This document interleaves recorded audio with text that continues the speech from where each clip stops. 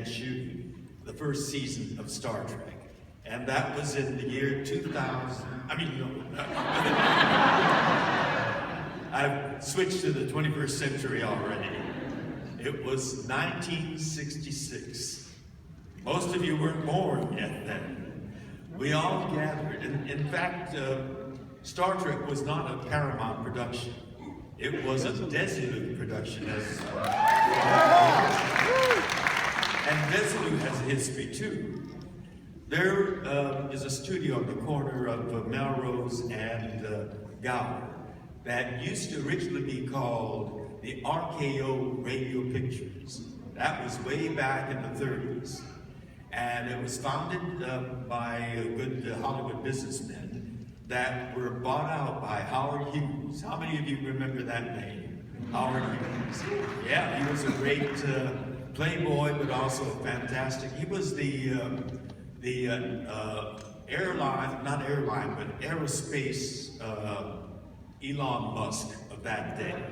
He was a visionary, and he built airplanes out of plywood and actually flew them. And he bought RKO Radio Pictures, and he founded a very buxom, beautiful young actress. The studio was not very successful at that time when he bought it, so he bought it for a song, a very low price. He's a good businessman. He knows how to buy low and then sell high. He bought low, and then he hired this actress named Jane Russell. Some of the older people might remember who she is. She was. Very buxom lady. And he put her in a scandalous movie at that time called The Outlaw.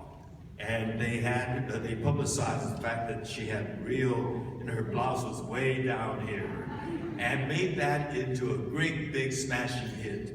And the value of the studio skyrocketed. And then he sold it to some Midwestern businessmen, RKO Radio Pictures. And they didn't know how to run a studio, and they ran it down. And it was, again, available dirt cheap. And a couple, a comedian and her Cuban bongo drum playing husband, you know who they are. They got a television series called I Love Lucy and made a lot of money. Lucy fans here. And they became very wealthy, and so they bought the studio, RKO Radio Pictures, for, again, a song, and they built it up. And one of the reasons why, and they named it Desilu for Desi Arnaz and Lucille Ball. Desi from Desi Arnaz, and Lou from Lucy, and called it Desilu Studios. And they first were the producers of Star Trek. And Star Trek became a series. We found our lives. And we owe the beginning of Star Trek to the risk-taking of Lucy and Desi. And the studio head at that time, Herb Soto. And so we became, we filmed a pilot show, and in February of 1966, we all gathered in a conference room at Desilu Studios, the entire cast, and Gene Roddenberry, the creator of Star Trek. And he introduced all of us, and he told us that he wanted to tell a science fiction story, but at the same time he wanted to use science fiction as a metaphor for something even bigger. The Starship Enterprise, where the story took place, was supposed to be a metaphor for Starship Earth.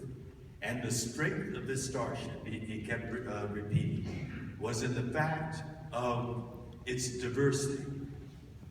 Its diversity coming together and working in concert as a team.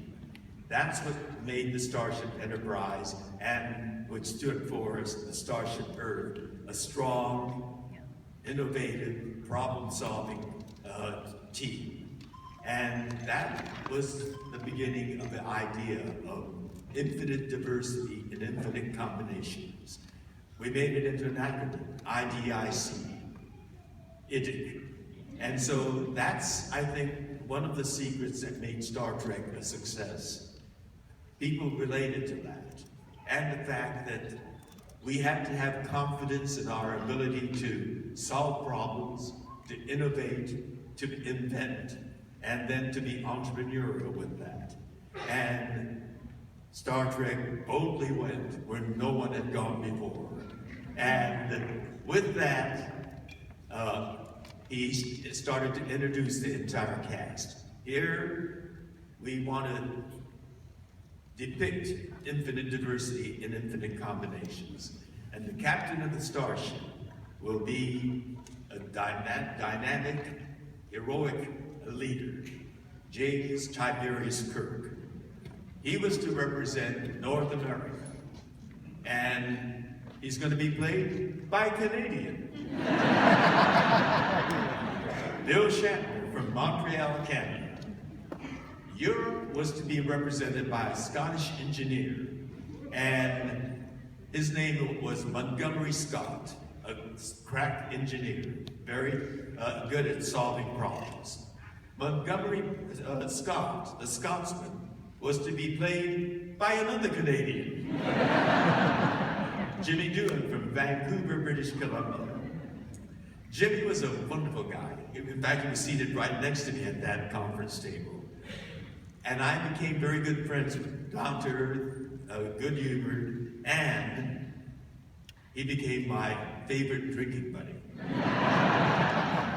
And during one of those sessions, he told me, I've become famous playing a Scotsman, but I'm actually an Irish Canadian. I'm of Irish ancestry. However, he insisted, I've drunk enough of the libation of Scotland to qualify playing a Scotsman.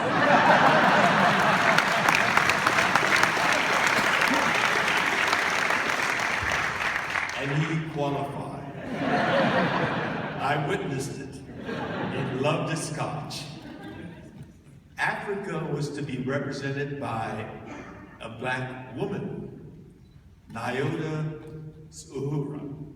And she was to be played by a beautiful African-American actress from, what's that place? Robbins, Illinois. She was also, I knew Nichelle from before. She was a good friend of mine. But Nichelle was not just an African-American. She had French blood in her. And she also had Cherokee blood in her.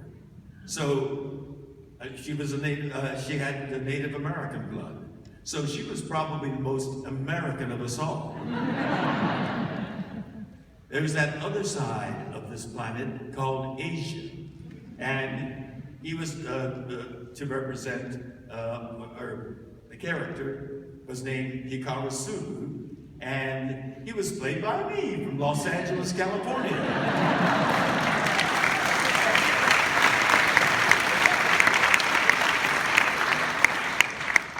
And to really underscore diversity, we have First Officer Spock. His first name, he told us, was unpronounceable by humanoids, so we just called him Spock. And he was not biracial, he was bi-species. His mother was a humanoid, a human woman, an Earth woman, and his father was from the planet Vulcan. He was two different species of life forms, played by Spock, and he was completely and thoroughly logical about everything. He had great strength, and he had muscular strength, but had great strength up here as well. And he was to be played by Leonard Nimoy from Boston, Massachusetts.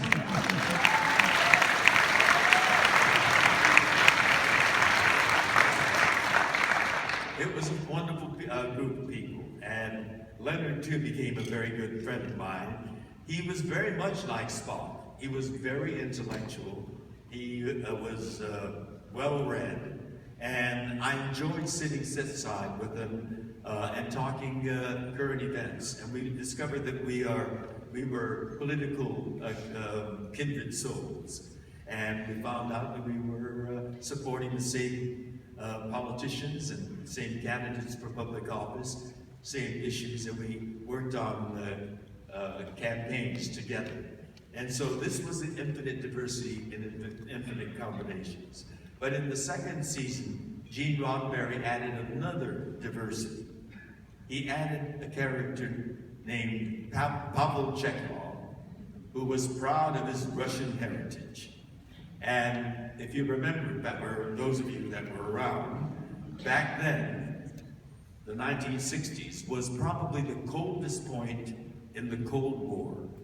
The Soviet Union and the West glaring at each other, threatening each other with mutual nuclear annihilation.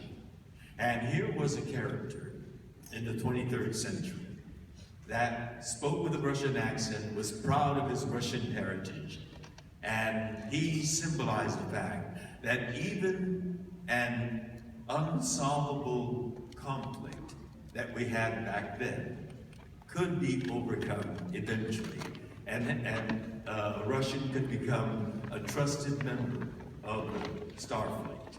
And so he was a very, Gene Roddenberry was a very optimistic guy about the human future.